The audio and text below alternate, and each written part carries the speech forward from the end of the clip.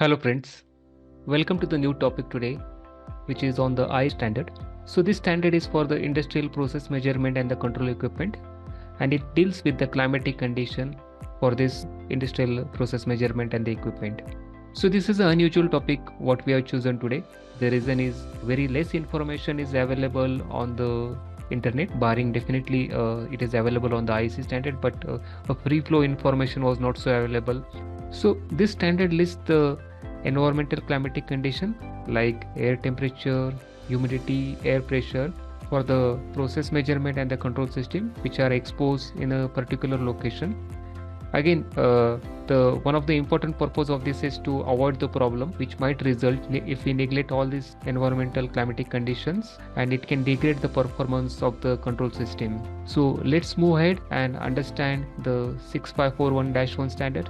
So this standard classify the various location classes, which are Class A, Class B, Class C and Class D. The Class A, Class B and Class C standards comes under the weather protected locations, while Class D device are something which are classified as a non-weather protected location. So we'll understand classes mean, the exact meaning of these classes which is described in the standard. So the first class is a Class A, which is for an air conditioned location.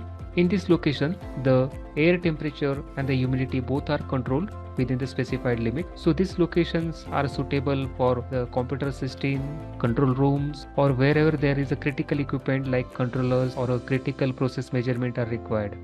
The standard defines the Class B location, which is for the heated or cool enclosed location. So in this area, only the air temperature is controlled. Typically, the example use cases is in a control operation where the operators are required to do the surveillance on the continuous basis, or even if we see where the electronic equipment are kept for a storage. So at this location, it is categorized as a Class B, where the air temperature are controlled within the specified limit. The Class C is called as a sheltered location. So for sheltered location, neither air temperature nor humidity is controlled, and this equipment is protected against the direct exposure to climatic elements such as solar radiation, rainfall, other precipitation, and full wind pressure like that. So the equipment based on this location are neither heated nor controlled. So typically, sheltered locations are the shacks for operating instrument, unheated warehouse for storage, and enclosed body trucks for the transportation. So the example of this can be a sensor,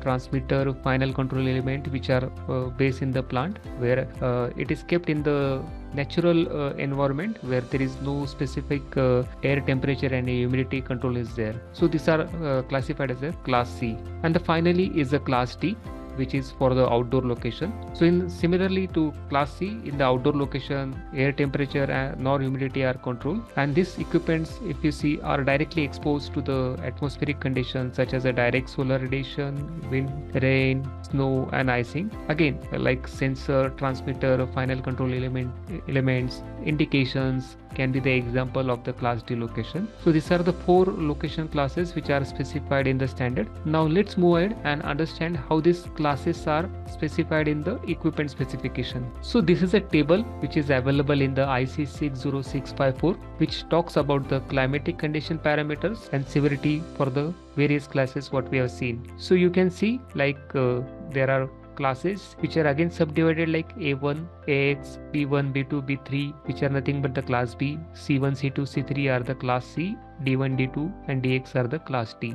So whenever you see the equipment specification, you will find in that specification that this equipment is capable or suitable for Class C3 location. And from this table, you can understand what are the limit of that Class C3. For example, if we take a case of Class C3, the limits specified for the air temperature are -40 degree has a low air temperature, while the high air temperature, it can work up to the +70 degrees. Even the humidity are also mentioned, both relative and the absolute, like the relative humidity can be 10% and maximum humidity it can work is up to the 100%. So by this way you can understand the operating range of the equipment which is supposed to be used. Apart from this standard 60654-1, there is another equivalent standard which is called as IEC721, and in IEC721, instead of the nomenclature Class A, B, C, the nomenclature are different. Like if you can see in the bracket, the nomenclature are 3K1, 3K2 and so on. So both uses the same values, same limits which are So some of the things you can find out that in some cases, apart from the air temperature, humidity, the solar radiation, rate of change of temperature, condensations are also important parameter which need to be taken care. For example, when we say a class P, which is a heated control environment, heat or cool control environment, there can be chances of getting the condensation. So a care should be taken of the condition also if it is a class P3. And similarly for the sheltered class C in location or outdoor location, there can be chances of the wind driven precipitation like rain, snow, etc., or a formation of sea in case of the sheltered location. So sufficient care should be taken to for the protection against these climatic conditions. I hope you have liked this video, which is for the IEC60654-1, and this will help you to understand the specification of equipment with respect to the standard. Thank you.